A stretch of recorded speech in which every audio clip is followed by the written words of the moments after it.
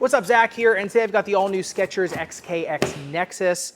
And if you've been following Skechers more recently, going from their pickleball line, then into their basketball line, specifically going into Embiid's line, right, and going into the SKX Float, Skechers has really been, to me, kind of circling around kind of where their design focus is eventually going to land, right? Embiid's are just ultra maximalist shoes. Their pickleball line, to me, is actually a little more minimalist. To me, in terms of materials and containment, things like that, the Nexus does kind of seem to fall in the middle of those two design philosophies to me, which I actually think is a good thing.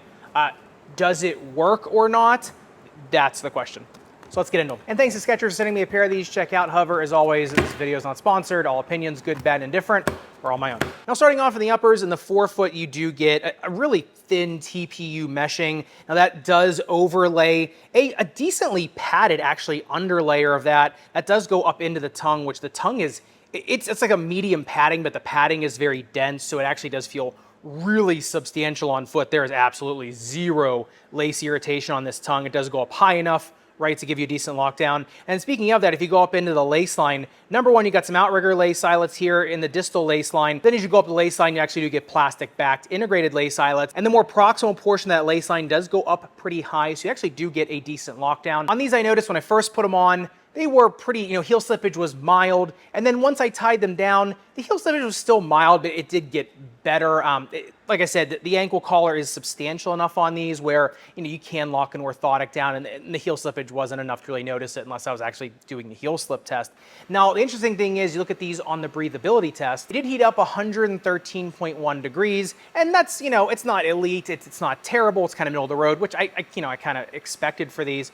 What I really noticed is when I had my heat gun over it, not a lot of egress from the tongue, not a lot of egress from the sides, even though you see this TPU mesh. It was all in the middle of the forefoot, right, the distal forefoot. And that was the same thing on the breathability mapping. Really fog getting out of, kind of the sides of the tongue. I mean, there is a gusset here on the tongue. It is pretty high, but then obviously you get a little bit of egress going out there. But it was mostly in the center of the forefoot. When I tore that open and I pulled the tongue down to check the gusset, you can see there is like legit thick backed felt covering the entire distal lace line that goes right into that pretty substantial padding going into the forefoot. So, I mean, there's a lot of containing elements in the shoe. There's a lot of padding elements in the shoe, a lot to make it feel pretty substantial on foot. I have to say, today, this is my last day in them, it is 91 degrees out there. As you probably see, I'm sweating. That's one of the great parts about actually playing in these for one last time and then coming in here and reviewing them. I remember a lot more about the play test.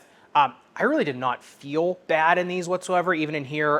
And I could turn the AC on. I'd rather have the door open right now. It's summertime, might as well enjoy it while I can. I didn't really notice any heating in these, but I do think after a while that felt might start to hold on to some moisture. Same with the padding, but in terms of egress, like I said, not elite, but not bad either. On the upper durability test, 10-second Tires Grit sandpaper. This does actually have a pretty substantial drag guard. It doesn't look like much. It looks like a pretty thin, clear, TPU type, but it is actually really thick. Burr doesn't really even get through it. You can start to see that woven mesh underneath of there, but it doesn't get through it. So honestly, a little bit more rugged uppers than you would think, right? These integrated lace eyelets, I should say, go all the way into the strobo board, right? You actually do get a decent amount of foxing elements going all the way from the lace line. And then the heel counter of these things is actually pretty strong, right? I actually had a hard time getting through it with my knife. So in terms of containment side to side, yeah, I actually don't think these are too bad at all. But getting into the midsole teardown, this was an interesting one, a little bit of a more humbling one for me, to be honest. You get an entire bed of 5-gen foam, which, looking on the microscope, looks like a little bit more of a plasticky EVA. To feel it, it feels very similar to Cushlon, just a little bit more dense. So you get like the soft, really cushioned, pillowy feeling of Cushlon, but a little bit higher density, which honestly is insanely comfortable, which is really nice to see. It is also nice to see that Skechers did not put all of their support and cushion in the insole, like in some of their Go Walk shoes and things like that. I think it's just their standard Move foam insole, so that is very nice to see. Top-loaded double thickness shank on these, which spans the entire midfoot. It does not cross the zone, but it does go the entire midfoot. The thing is, though, even with that, the shoe kind of does want to bend right where that shank stops, and that's because of the softness of the foam. Typically, a shank like this, where it's double thickness, it's top-loaded, right?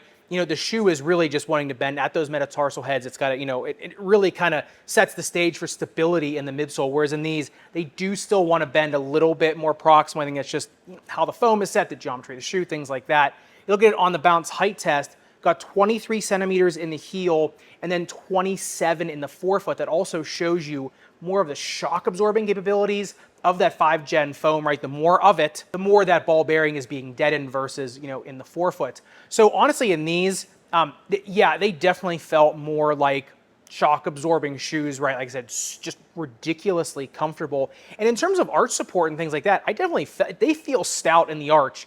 It's just that, yeah, I could definitely feel like, my foot was kind of, pushing through the shoe a little bit. That is an easy fix, which we'll talk about in the fit section. But for a shoe with a double thickness top loaded shank, there is still a little bit of play in this shoe, a little bit more than other shoes with that setup. But getting into the outsole tread, one of my favorite parts of these, I thought these just had an absolutely phenomenal grip profile. It really is just little blocks of linear tread patterns going in multiple different directions, but you can tell there was some thought taken into, which block of tread was where and what direction was going where, because going side to side, right, having it perpendicular to your plane of motion really does. I mean, you look at it on the viewing box, you can kind of see it's just all kind of, moving and kind of bending, in different directions when I'm kind of pushing it, front to back, side to side. And it just really does show you, it's just grabbing in multiple different directions at one time and really giving you really an interesting grip profile, also a super confident grip profile. Look at it on the grip test ramp. These don't slip till 41 degrees, which is, starting to get into the upper level. What I noticed is though,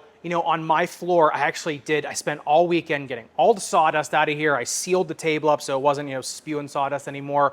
Got the wet vac on there. Everything, is good there. But I really did notice on these just what a easy grip profile these had on there, just kind of gliding from step to step. And even on a traditional hardwood court and on the concrete floor here too, the profile was super consistent going from surface to surface. You look at this thing on the outsole durability test, 10 seconds highest grit sandpaper, and even though the durometer only comes in at 14.75, really not even a millimeter of damage on these. So really for indoor basketball, indoor pickleball, outdoor tennis, really, I don't really see a problem with these on any of those surfaces unless you're a real big slider on a tennis court. I don't know if these are going to really allow a lot of that. They're mainly meant for more dancing footwork, more stop, pivot, and go. But really, no matter what I put these on, they were just absolutely fantastic in terms of, number one, confident, stable grip. And number two, also didn't feel like super glue under your feet. But speaking of that super glue, you look at the speed ratio on these, only comes in at a 1.79, a shank score of 0.3, brings them up to a 2.09. I do think that's kind of where they belong. They don't feel very bottom heavy, right? They feel pretty bottom light. They're easy to get around, right? Like I said, the grip profile on these, tread profile, just easy to glide from step to step. The flange on these things is actually pretty darn sharp. You really don't feel unstable on whatsoever. And because the foam is a little softer, you're gonna sit into it more over time and the shoe's gonna feel more stable over time. So the stopping power of these, I actually think is really fantastic. It's just that, yeah, they're not giving you a lot, right? Like I said, they're much more of a shock absorbing shoe.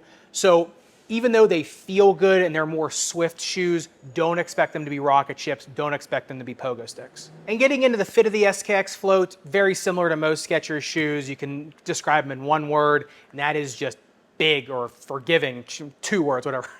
2 words. But you look at this, only a taper of 9 degrees, so pretty, mellow shoe. Length of 29 centimeters, which is a hair long, and then a metatarsal width of 9.6 centimeters, a toe box width of 10.7 centimeters, and then a toe box taper of 29 degrees. So really they just fit very, very, very generous for sure. Now, I'd say a narrow foot, you can go down a half size, especially if you're short-toed. Even if you're a medium foot, I think you can go down a half size if you are short-toed. If you are just, standard length foot, right, I think then you can probably just go true to size if you're a medium foot, especially if you want to put an orthotic in these. A 2E, go true to size. A 4E, if you go up more than 1/2 size on these, you're gonna start to get into heel slippage territory. So if you're a 4E and you can break these in true to size, might take a minute, but you're going to get the best in terms of weight reduction and length. If you're a long 4E, right, your long foot, long toed 4E, I think you're fine going up that 1/2 size, and honestly, you're going to get a pretty good glove-like fit in these. In terms of the snake bitten foot, what I will say about these is they accommodate an orthotic and a brace very well, even a more bulky orthotic or bulky brace.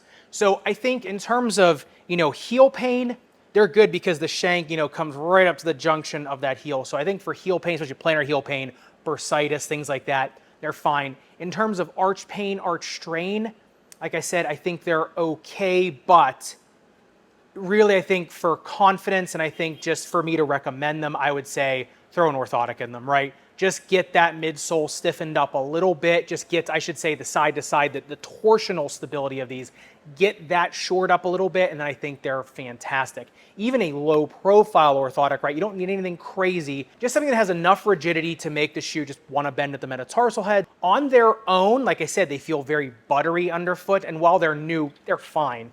It's just that over time, as that foam starts to break down more and more, right, I think the shoe's gonna not have as much resistance right there, kind of in the more proximal midfoot. I think that's where you start to get into more of like, the stress and strain type issues. So like I said, if you put an orthotic in there, I think you're okay. And that fit profile, like I said, brings me directly into performance of these. Like I said, it is nice because I can just remember just so many more granular details of them after playing them one last time here. And I think that the biggest rub on these is just easy, buttery traction from step to step. They are so easy just to bounce from step to step on. I don't bounce, I don't glide very well, right? Even in my head, if I think I am, I go back on the camera and then it's, it's a real wake-up call. Whereas in these, at least you feel like it's very easy to, like I said, they're very malleable shoes. They're very buttery shoes, right? They just feel so good grabbing traction. Like I said, the traction on these, one of my absolute favorites of the year in terms of just grabbing easy traction, just the feel underfoot, the confidence underfoot. They really nailed the pattern on these. I know it is Goodyear rubber, that's all well and good, but I definitely think it is equal parts the design of the actual tread, right? The actual pattern of the tread for sure. I will say getting up for layups, kind of doing my circles going over and over and over again. Yeah, they're not giving a ton of launch assist, right? They feel great coming down, right? Like I said, they are ridiculously comfortable. It's just that, in the 3-4 days that I've had these on, it feels great, but is what happens 3-4 months down the road? Like I said, I think putting an orthotic in these, and I did actually put a pair of my Power Steps in these for a little bit, and like I said, I definitely felt like it had a little bit more pep in there. Is that just because I wasn't feeling the shoe bend as much right underfoot? Was that psychosomatic? Or was that, an actual push? I think, maybe a little bit of both. But I think if you can get a pair of orthotics in these, you're definitely going to get that more buttery feeling and that easy traction, but also just a little bit more of those feelings of spring underfoot, right? Because without it, like I said, feels great coming down, but going up, like I said, over, I'd say like my 5th or 6th round under the hoop, that's when I was like, okay, I'm definitely not feeling the crazy pop like in some other shoes I've tested recently. So overall, this is definitely my favorite Skechers court shoe to date. And bead Skechers I really like because they were just so stable, right? I don't know if you watched the review, but I stepped on my dad's foot when we were playing one-on-one pretty hard. And they were like an Army Humvee, right? Just like super stable, did not want to move whatsoever.